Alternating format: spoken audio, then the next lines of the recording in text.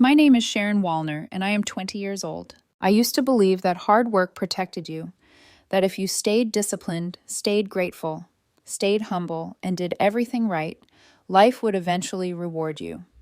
That belief died the morning my parents sat me down at the edge of our dining table, their faces oddly calm, and told me I wouldn't be needing my college savings anymore. The sunlight on the table felt too bright, too exposed, as if even the room was embarrassed for me. They said it so casually, as if they were reminding me to do my laundry, not informing me they had quietly emptied out 3 years of my part-time savings. The money I had earned, stocking shelves, bussing tables, staying up until midnight to study afterward, every dollar I had trusted my mother to keep safe in her salary account. Because according to them, I didn't need it. I had earned a scholarship after all. A miracle blessing, my dad called it. So now that I wouldn't have to pay tuition, the money I had saved could finally go towards something important. Something important meant my sister. It always did. They wanted to use my savings, my money, to help Caroline buy a place to live now that she was pregnant. I remember staring at both of them, waiting for someone to laugh, to say they were joking, to show even a sliver of guilt. But they looked back at me with the same unbothered expression I'd seen so many times before, the one they used whenever their decisions favored Caroline. My mother even folded her arms, like the conversation was already over. I felt a slow, simmering heat spread behind my ribs.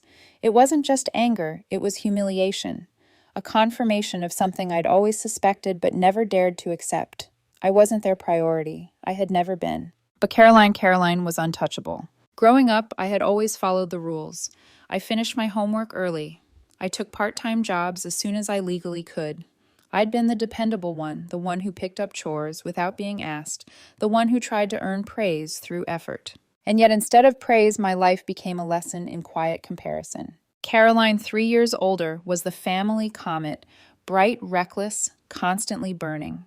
Anything she touched left chaos in its wake, but instead of letting her face consequences, my parents orbited helplessly around her. She bullied younger girls at 14, my mother blamed the victims. She got caught smoking and selling weed at 16. My mother lied to the entire family, telling them she was being transferred to a posh, top-tier school because of her potential. In truth, no school nearby wanted her. My parents broke themselves financially to fund the boarding school that would hide the scandal. They talked about the expense with the pride of people discussing a luxury purchase, not a punishment. Then came her dramatic midnight escape with Nick. I still remember the hours we spent looking for her, my mother crying, like the world was ending, only to find Caroline at a friend's house refusing to come home. If I had pulled a stunt like that, I would have been grounded until senior year. But Caroline, she negotiated. She would return to school only if my parents supported her future marriage to Nick. And after she graduated at 18, they did exactly that. They found her and Nick an apartment, paid their rent, took on the responsibility Nick's non-existent family never had. It didn't matter that I reminded them of practical concerns, that neither Caroline nor Nick had a job that lasted longer than a season. My mother always answered with the same dismissive, almost rehearsed line, "She needs us more than you do."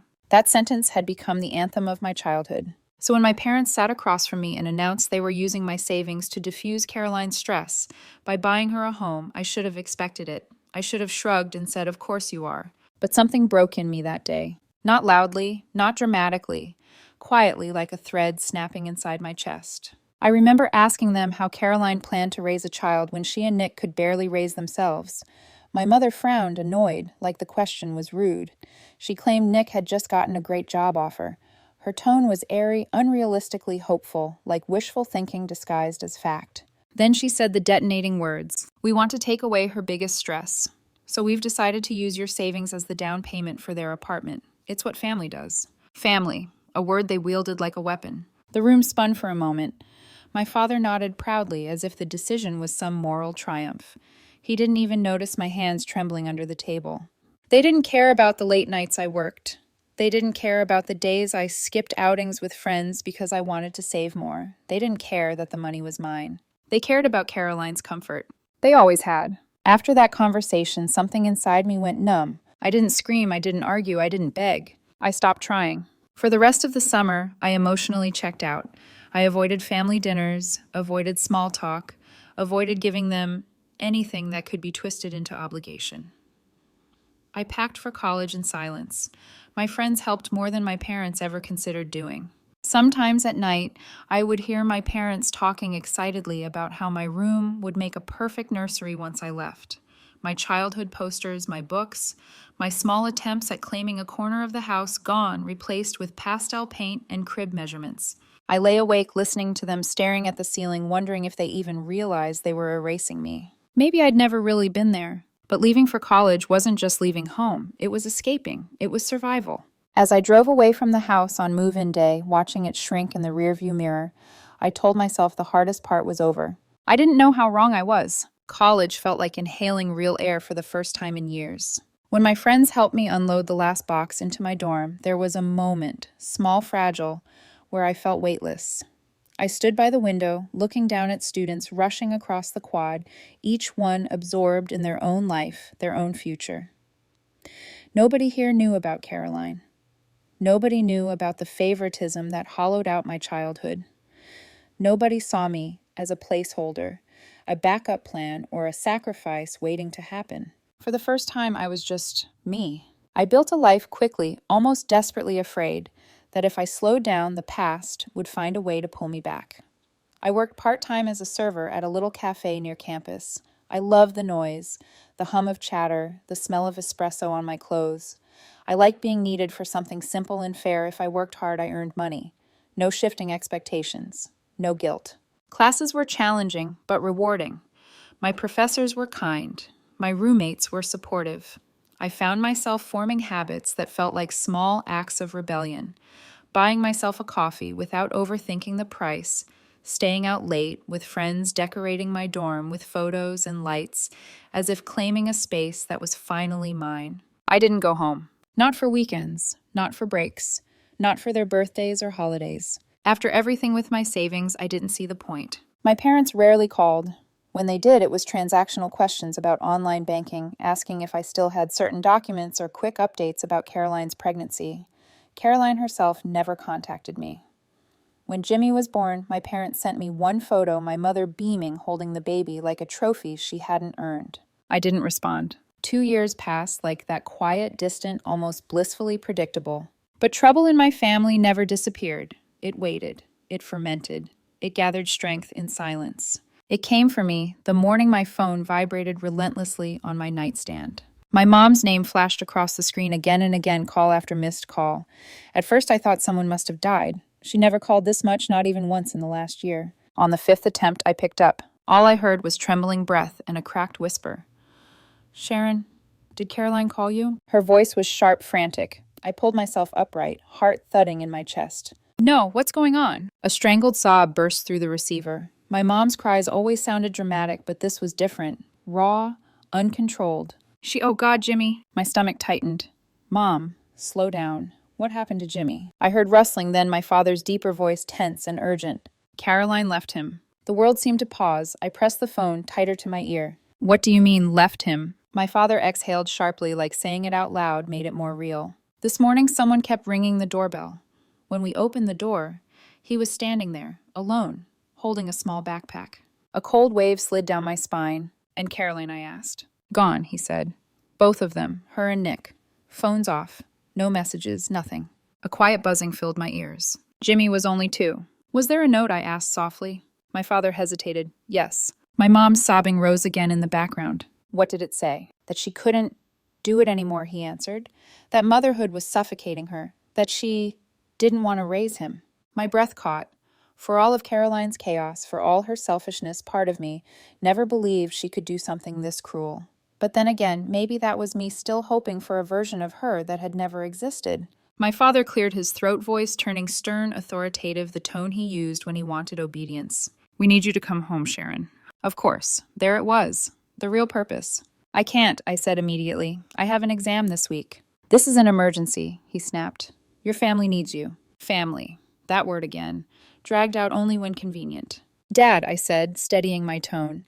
"What exactly am I supposed to do by being there?" "You can help us look for Caroline," he insisted. "You can help with Jimmy. You should want to help." There it was, the expectation blooming like mold. I closed my eyes. You haven't needed me in 2 years. But suddenly, now because Caroline made another catastrophic decision, I'm supposed to drop everything. "That's not fair," he shot back. This has nothing to do with the past. This is about being there for family in a crisis. I felt a quiet, simmering anger rise in me, not loud, not explosive, just steady, anchored. No, I said. This is exactly about the past. It's about all the times you only called me when Caroline needed something. It's about how you erased me from that house the moment I left. It's about you turning my room into a nursery before I was even fully moved out. Silence crackled across the line. Then, like always, he pivoted to guilt. You're being harsh. We're terrified. Jimmy is alone. Your mother is falling apart. And you're talking about old grievances, as if they were scratches instead of scars. I'm not coming home, I said finally. Not right now. I'll try to contact Caroline myself. But I'm not driving back to be your backup daughter again. My father inhaled sharply. Sharon, I'm sorry I cut in, but I'm not your solution. And I ended the call. I sat on my bed afterwards, staring at the wall, fighting the heaviness in my chest. Not guilt, not exactly. More like exhaustion, the emotional kind that came from years of trying to earn a place that was never mine. I did care about Jimmy. I cared enough for my throat to ache thinking about him standing alone on my parents' doorstep. But caring wasn't the same as sacrificing. And I had learned finally the cost of sacrifice. All day my phone buzzed with messages from my mom, please long. Paragraphs, guilt-soaked sentences about family sticking together. It hurt to ignore them, but I did, because I knew exactly what would happen if I gave in. I would go home, I would help, and they would keep asking and asking until my life wasn't mine anymore. Later that night, lying in the dim glow of my dorm room, I felt something strange settle in my chest, a whisper of dread. Not because of Jimmy, not because of the abandonment, but because of the gnawing feeling that this wasn't the whole story. My parents were hiding something. I could feel it. The truth was always messier with them. I didn't know yet that the note Caroline left had a line my parents purposely didn't tell me. A line that would drag me back home whether I wanted it or not. I drove home 2 days after finishing my exam.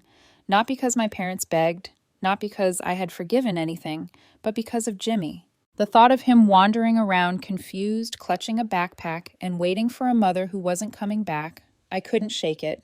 Even if I wasn't going to be their savior, I wasn't heartless. And some part of me, the part that had always wondered if I deserved more love than I got needed to see the truth for myself. When I pulled into the driveway, the house looked smaller than I remembered. Not physically, just diminished. Like the illusion of home had finally cracked, exposing the flimsy structure underneath. My mom opened the door before I even knocked. Her eyes were swollen red, exhausted. She looked older. My dad hovered behind her, stiff and sleepless, the posture of someone on constant alert. And Jimmy, tiny, bright-eyed Jimmy, peeked out from behind my father's leg. When he saw me, he smiled shyly, holding a stuffed dinosaur by one arm. Hi, he said, voice soft and uncertain. Something in my chest tightened. None of this was his fault. I crouched down. Hey, buddy, I brought you something. I handed him a small toy truck. His face lit up. For a moment, everything felt unbearably fragile, an innocent child caught in the ripples of our family's generational mess. Inside the house felt different too, as if grief had rearranged the air. My mother hovered, watching me, as if afraid I'd disappear. My father kept pacing in short, tense movements. The exhaustion in the room was almost physical. After some small talk and an attempt at dinner, I finally said the words I'd been waiting to ask. I want to see the note. My parents froze. A long, uncomfortable silence swelled between us. My father's jaw tightened. My mother's hands trembled around her glass of water. Their eyes flicked to each other, the same panicked look people have when a secret threatens to claw its way out. Sharon, my mom started, voice wavering. I didn't blink. Give me the note. Her lips parted, but nothing came out. My father exhaled through his nose, the sound sharp, defeated, and got up from the table. He left the room for a few seconds, then returned, holding a small folded piece of paper. I reached out, but he didn't let go immediately. When he finally released it, his fingers trembled. I unfolded it slowly, bracing myself. Caroline's handwriting was unmistakable, messy loops, rushed lines, the ink smudged in places.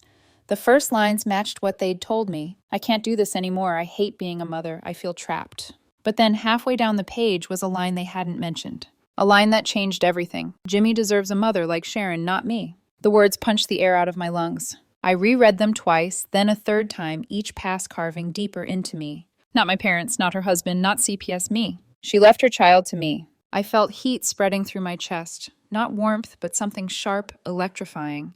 A mix of disbelief, betrayal, and something dangerously close to anger. I looked up slowly. My parents wouldn't meet my eyes. Why didn't you tell me this?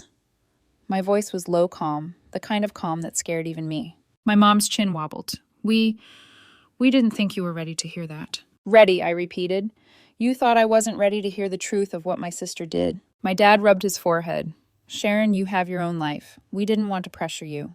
My laugh was hollow. The entire note was pressure. Their silence confirmed what I already knew. They hid it because they didn't want me to have time to say no. They wanted me here first, cornered, softened by Jimmy's presence and the weight of the situation. Cowards. I folded the note hands, trembling not with fear but fury. Tell me everything I said. And finally they did. It spilled out in broken pieces. Caroline had never stopped spiraling. The apartment my parents bought her had turned into a gathering place for hard-partying strangers. They showed me pictures, empty bottles everywhere, windows covered with sheets instead of curtains drawers, pulled out and dumped onto the floor like someone searching for something to pawn. Nick had lost his good job opportunity months after getting it. Drugs, fights, falling asleep drunk with the stove on. Concerning behavior from both of them. My parents had found Jimmy left alone more than once, a toddler in a crib, surrounded by silence while his parents went out to clear their heads. My mom's voice shook as she described the night Caroline showed up with a bruise under her eye, begging them to take Jimmy just for a few hours. The hours had turned into a night, then into a week, then into countless apologies, promises, relapses. Caroline had stolen money from my parents more than once, wallets, account transfers, even my mother's jewelry. They tried talking to her, begging her, threatening rehab, threatening CPS. Nothing stuck. Finally, a week ago, they'd told her they would report her if things didn't change. That must have pushed her over the edge, my dad said. His voice cracked. She left with Nick the next day. And left Jimmy on your doorstep, I said quietly, like a package you didn't order. My mother burst into tears. I didn't comfort her. Not because I didn't care, but because the truth was finally painfully clear. For years, they fed Caroline's chaos and ignored every warning sign. They called it love. They called it protection. They called it parenting. But it was none of those things. It was enabling. And now they wanted me to clean up the mess. When my dad finally gathered the courage to speak again, his voice was gentle, too gentle, manipulative in its softness. We're getting older, Sharon. We can't raise a child full-time. He needs someone stable, someone responsible, someone like you. My throat tightened. So you want me to drop out of college, move home, become Jimmy's mother? Neither of them denied it. My mom reached for my hand. I didn't move mine. Caroline wanted this, she whispered. She sees you as the only one capable. She sees me as the only one she could dump her responsibilities onto, I corrected. They flinched. I pushed back my chair. Stood up slowly, feeling something inside me crystallize, resolve, sharp and immovable. No, I said, I'm not your replacement daughter. My father's voice hardened. We're trying to keep this out of the system. CPS doesn't need to be involved. Family should solve family problems. Family, should I said, but our family never has. You have spent your entire lives protecting Caroline from her own consequences, and now you want me to pay for that. My mother choked on a sob. We thought you'd understand. I do, I said softly. That's why I called CPS this morning. Their faces drained of color. You, what my father whispered. I've already reported everything I know, I said. They're coming to assess the situation. Jimmy deserves stability, but not at the cost of my future. Silence exploded across the room. For the first time in my life, my parents had nothing to say. Nothing to demand. Nothing to guilt me with. Nothing to weaponize. They simply stared, confronted with something they'd never had to deal with before, my boundaries. I turned away from them, walked toward the living room where Jimmy was happily pushing his toy truck across the floor, blissfully unaware of the earthquake happening upstairs. He looked up at me and smiled. I smiled back, aching. I'll always care about you, I whispered to him, but I can't be what they want me to be. And for the first time since the day my parents stole my savings, I felt free. For the rest of the evening, the house felt like it was holding its breath. My parents moved around quietly, their footsteps soft and unfocused, as if any sudden movement might shatter what little control they still had. My mother kept watching Jimmy with a hollow ache in her eyes, and my father hovered by the window checking his phone every few minutes, even though he already knew Caroline wasn't going to call. When night finally settled in and Jimmy fell asleep on the couch, curled around his toy truck, I sat across from my parents at the dining table. The same table where they had once told me my savings were needed for something more important. Now the weight of everything they had covered up pressed down on all of us. My father broke the silence first. "Sharon, you didn't think things through," he said quietly, almost pleading. "Calling CPS could ruin Jimmy's life. They'll complicate everything." I met his eyes without flinching. Complicate or expose? There's a difference. My mother looked wounded, like the idea of accountability was a personal attack. "You don't understand," she whispered.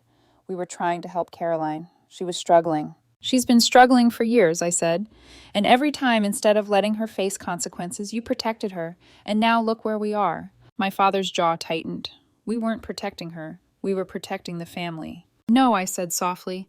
"You were protecting the illusion of the family, not the actual people inside it." The words landed like a slap. My mother looked away. My father exhaled sharply, his shoulders slumping. I could tell they were both exhausted. Years of covering Caroline's chaos had taken a toll. But exhaustion didn't erase the pattern. It didn't erase the lies. And it didn't erase the fact that now, when their decisions had finally spiraled beyond control, they wanted me to carry the weight. My father tried again. "Sharon," he said, gentler this time, "we're not asking you to give up your life. Just pause it. For Jimmy, for a few years, until things settle down." I stared at him, stunned. "A few years," I repeated. "Do you hear yourself?" "Children need stability," he insisted. "He needs a mother figure. And Caroline." "Caroline abandoned him," I cut in. "She left her son at your door and disappeared. That's not a temporary lapse. That's a choice." My mother flinched. "You're a good girl," she whispered. "We thought you might be willing to do what she couldn't." There it was. The script they'd always used on me. The role they expected me to fill. Good girl. Responsible girl. The daughter who cleaned up after everyone else. "I'm not Caroline's replacement," I said. "I'm not her shadow. I'm not her safety net." The truth hung between us, sharp and undeniable. My father leaned back in his chair, his expression shifting, not anger, but realization. Maybe for the first time, he saw the years of quiet resentment I'd swallowed. The loneliness, the disappointment, the hurt. But he still tried one last time. "When she wrote that note, he said she wrote that Jimmy deserved you. Doesn't that mean something to you?" I closed my eyes for a moment. Of course it meant something. It meant Caroline saw me as the reliable one, the capable one, the one who would endure anything without complaint. It meant she saw me the same way my parents did, as the perfect dumping ground for responsibilities she couldn't handle. When I opened my eyes again, my voice was steady. "It means she knew you'd pressure me into raising him so she wouldn't have to." The silence that followed was suffocating. My father opened his mouth, but no words came out. My mother wiped her eyes again, but even her tears felt tired, predictable, like another attempt to sway me. "You should have told me the truth 2 years ago," I said quietly. "About her struggles, about the drugs, about the neglect. You kept me in the dark because you didn't want judgment. You didn't want help. You wanted control." My father didn't deny it, which was in its own way confirmation. The next morning, the doorbell rang. My parents panicked, scrambling to check the door, whispering desperately, hoping, praying, bargaining internally for Caroline to be standing there. But it wasn't Caroline. It was CPS. A calm, middle-aged woman with a clipboard and a forced, sympathetic smile stepped inside. The air shifted instantly. My parents stiffened, trembling with dread. She introduced herself, asked gentle but pointed questions, checked on Jimmy, inspected the living situation, took notes with careful professionalism. My parents answered everything with rehearsed politeness, but their nerves showed. They were terrified not of losing Jimmy, but of being exposed, of having their failures recorded, of facing the consequences they'd always hidden behind excuses and money. When the CPS worker finished her inspection, she spoke quietly. "For now, temporary custody will remain with the grandparents, but we'll be monitoring closely, and if the parents are found, they will face potential charges." My mother broke down crying again. My father sat still, fists clenched under the table. I stayed quiet, watching everything unfold with a strange, heavy calm. After the CPS worker left, my father turned to me. "This is your fault," he whispered, voice shaking. My chest tightened, not from surprise, because of familiarity. Blame was their language. Avoidance was their habit. Responsibility was always someone else's burden. "No," I said gently. "This is Caroline's fault. And yours. You allowed all of this. You hid it. You enabled it. I'm not letting your choices dictate the rest of my life." My father shook his head, but he didn't argue again, because deep down even he knew I was right. I spent one last night there, sleeping on the living room couch, listening to the soft baby breaths of a child who didn't ask for any of this. In the early morning, Jimmy padded over to me, clutching his dinosaur, his hair sticking up in messy tufts. "You going home?" he asked. His voice was so small, so sincere, it cracked something in me. "Yeah," I whispered. "I have to go back to school." He nodded, not fully understanding, but accepting it anyway. Children are good at that, accepting things they shouldn't have to. I bent down and hugged him, a soft, warm, heartbreaking hug. "I'll visit," I said. "I promise." And I meant it. But visiting wasn't the same as surrendering my future. When I left the house, I didn't look back this time. Not because I didn't care, but because caring didn't mean sacrificing myself. Not anymore. The drive back to campus felt unreal. Quiet roads, steady sunlight, the hum of the engine, all so normal compared to the emotional wreckage I'd just left behind. I kept waiting for the weight of guilt to drop onto my shoulders, heavy and bruising the way it always had when my family was involved. But it didn't. There was heaviness, yes, a lingering ache, a sorrow for Jimmy, for the little boy caught in the crossfire of decisions he never got to make. But guilt. Not this time. Instead, there was a strange, steady calm inside me, the feeling of a door closing, but not trapping me, releasing me. By the time I pulled into the campus parking lot, I felt myself breathe again. Really breathe. Not the shallow, guarded kind I'd gotten used to at home. A full, chest-deep inhale that felt like reclaiming something I didn't realize I'd lost. My dorm room was exactly as I left it. Soft lights, messy notes taped to the wall, textbooks scattered across my desk. My safe world, the life I had built for myself. I dropped my bag, sat on my bed, and stared out the window for a long time. Not hiding, not avoiding, just thinking. Because now that the immediate chaos was over, the truth had more room to settle, to take shape, to be understood. The next morning, CPS called to update me. My parents had agreed to temporary custody. They were rattled, scared, ashamed, overwhelmed, but they were cooperating. And despite everything I knew, they would care for Jimmy. If there was one thing my parents knew how to do, it was pour every ounce of attention into the child they believed needed them most.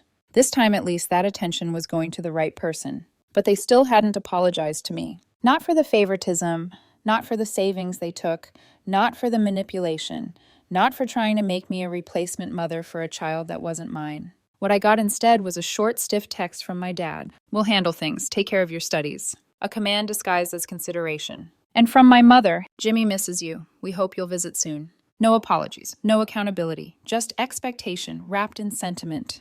But it didn't sting the way it used to. I finally understood that their validation had never been the reward I was searching for, and it never would be. Over the next week, my routine fell back into place. Classes, shifts at the cafe, study sessions with my friends, late-night ramen, warm laughter spilling into the hallway. Life continued steadier, quieter, more grounded. But something had changed in me. I found myself replaying pieces of the past 2 years with new clarity. How quickly my parents had erased me the moment I left. How fast they expected me to sacrifice myself again when things fell apart. How easily they blamed me when I didn't comply. And how desperately Caroline had been spiraling beneath the surface. I had always known she was reckless, but hearing the truth, hearing about the drugs, the fights, the nights Jimmy was left alone, forced me to see her not just as the golden child, but as a deeply broken one too. And in some strange, painful way, I felt grief for her. Not sympathy, not forgiveness, but grief. For who she could have been. For the help she never accepted.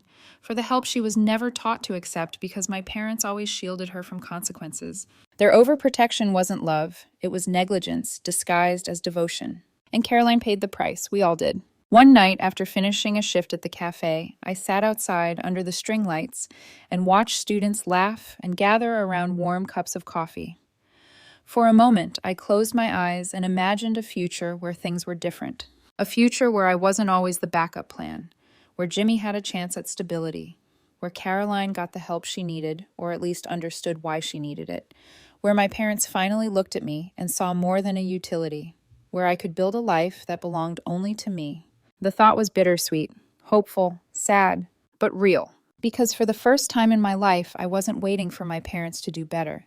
I wasn't hoping for change or clinging to fantasies of fairness. I was choosing myself. Jimmy deserved love stability, a home filled with people who could meet his needs. and I believe my parents could give him that, especially under the watchful eye of CPS. They would rise to the occasion, not for the right reasons maybe, but because they feared anything less. And me. I wasn't abandoning Jimmy. I was refusing to abandon myself. I would visit. I would care. But I would not lose myself to obligations that were never meant to be mine. A few days later, I received another update from CPS. Caroline and Nick were still unreachable. No signs, no sightings, no calls. Everyone suspected the same thing they had run to escape the consequences waiting for them. I felt a pang of sorrow, a final one. Because as angry as I was, as hurt as betrayed, she was still my sister. But I also knew something else. Love doesn't mean becoming someone else's solution, or sacrifice, or substitute. Love can't save people who won't save themselves. On a quiet Friday afternoon, as I sat on the campus lawn reviewing a stack of notes for an upcoming exam, my phone buzzed with a new message. It was a picture. Jimmy covered in finger paint, grinning at the camera as he held up his messy hands. My dad had taken the photo. The caption read, "He's doing okay." I smiled, a small, real smile. Jimmy would be fine. Someday he would understand the truth, not all at once.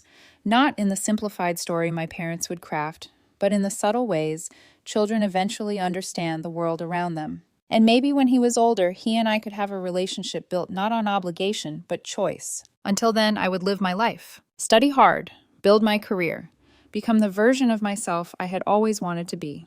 Not for my parents, not for Caroline, but for me. And although the story wasn't neatly wrapped, although the future held questions and shadows and unresolved threads, I finally felt something I had never felt growing up in that house. Freedom.